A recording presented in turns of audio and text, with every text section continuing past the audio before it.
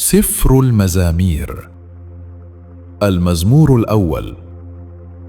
طوبى للرجل الذي لم يسلك في مشورة الأشرار، وفي طريق الخطاة لم يقف، وفي مجلس المستهزئين لم يجلس، لكن في ناموس الرب مسرته، وفي ناموسه يلهج نهارا وليلا، فيكون كشجرة مغروسة عند مجاري المياه، التي تعطي ثمرها في أوانه وورقها لا يذبل، وكل ما يصنعه ينجح.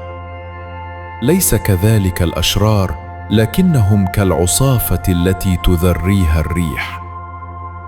لذلك لا تقوم الأشرار في الدين، ولا الخطاة في جماعة الأبرار، لأن الرب يعلم طريق الأبرار، أما طريق الأشرار فتهلك.